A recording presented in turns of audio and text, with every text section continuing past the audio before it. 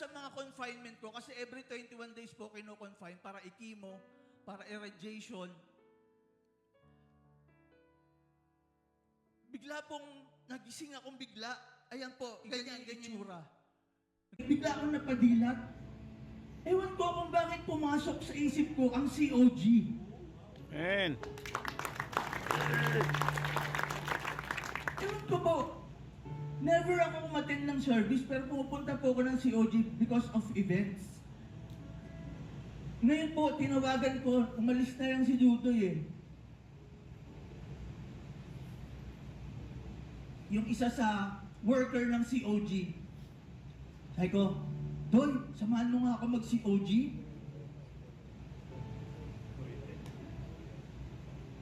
Unang pasok ko po sa COG, pag upo ko po dyan, ang una pong kinanta, River of Healing.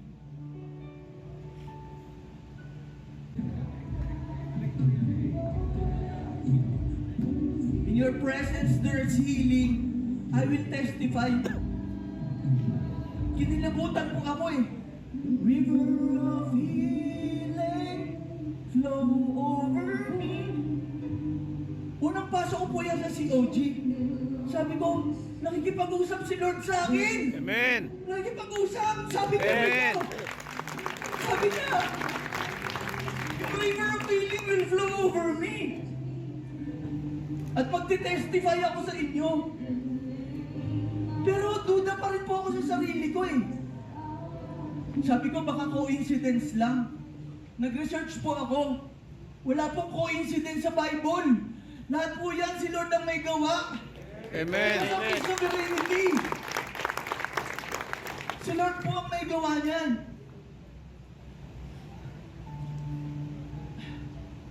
So yun po. Simula nung pag-attend ko ng COG, that was 2 years ago, never akong nag-skip ng service kahit po isang beses. Amen. Kahit mapapunta po kami sa ibang lugar, hinahanap ko po COG kasi kung walang COG doon, hindi na ako sasama. Pero po pag may COG, sige sasama ako kung aabutin ng linggo. Sumasama po ako, nakapag-COG Baguio ako, nakapag-COG Singapore ako, because of a trip na yung travel program. So, yun po, hindi ako pupunta sa isang lugar na walang COG. So, ngayon po, mahigit, magdadalawang taon na po hindi ako nag-i-skip ng service sa COG.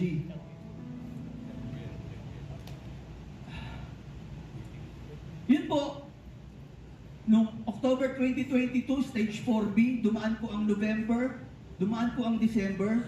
Ngayon, pinet scan po ako, yung cancer scan, 55,000 po yun. Isang oras ako sa loob ng machine para ma-detect kung may cancer. January 2023, sabi ng doktor, wala ka ng cancer. Amen.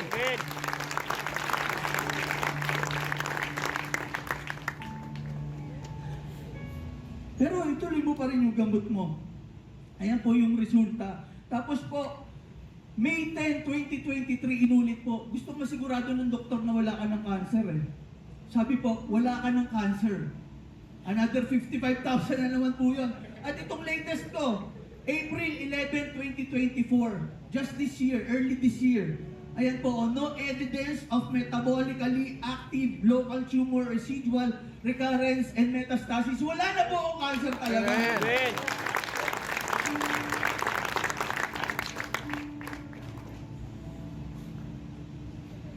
Sabi ko po kay Lord, Lord, itong buhay ko po, itong buhay kong dala-dala ko ngayon, Lord, hindi ko na po ito buhay.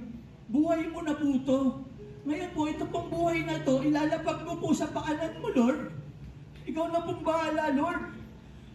Basta po itong buhay na ito, hindi na ako yung masusunod dyan. Ikaw na po, Lord, ang masusunod dyan sa buhay na yan. Amen. Amen. Lumapit sa akin ang men's ministry. Salamat kay Kuya Edgar Galura, hindi ako tinigilan yan. Kahit nung unang akala ko scam kasi...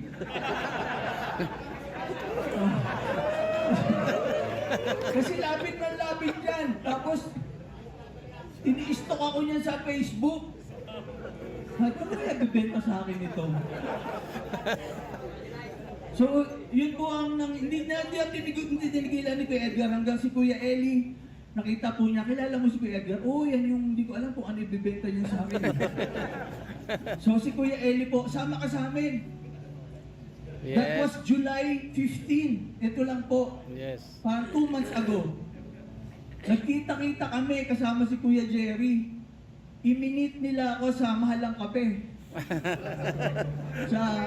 sa Coffee Ayan, Project. kami dyan. Ayan, Mahalang Kape dyan. So, sabi ni Kuya Edgar nung nagpe-pray, Lord, kahit Mahalang Kape rito, kaya nabansagan na namin na Mahalang Kape. At nung July 19, ayan po, sa dance studio, welcome niyo po ako lahat. Ayan na po yung picture. At simula noon, ay naging aktibo na po ako sa men's ministry. Amen. Amen. At ipinapangako ko po na hindi lang sa pagmiministeryo ay masipag ka lang sa simula. Dito po ay pinapangako ko ang pagiging consistent ko. Magiging consistent po ako sa men's ministry. And of course, sa pagpupuri sa Panginoong Diyos. Amen. Ngayon po, nagsi-CLDP na rin ako. Dahil gusto ko pong maselyuhan na yung faith.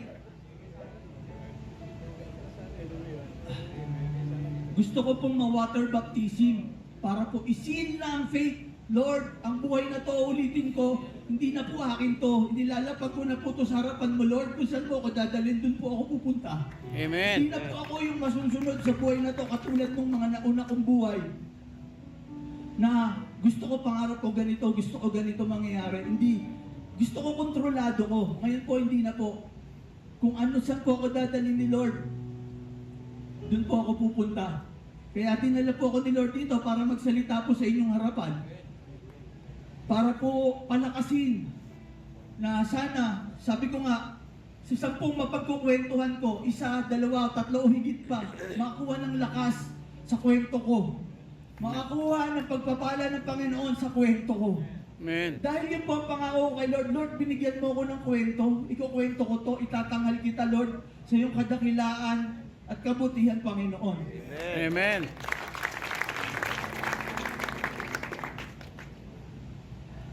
At ito pong verse na to, sa Corinthians 5:17, Yes.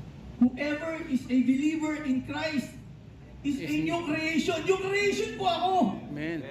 The old way of living has disappeared. A new way of living has come into existence. Ito na po ang isinabubuhay ko. Ang pagpupuri, ang papurian at ang pagdakila sa Panginoong Diyos. Ngayon po, sa karanasan ko po, ano po yung nakuha ninyong solusyon sa bawat lowest point ng ating buhay? Pagtitiwala. Dito po sa Thessalonians 5:17. Pray without ceasing. In everything, give thanks. Ngayon ko na-realize, salamat Lord, binigyan mo ako ng cancer, Lord. Salamat. Kasi kung hindi mo po ako binigyan ng cancer, at doon pa rin ako sa buhay na yun. Binigyan ako ni Lord ng cancer.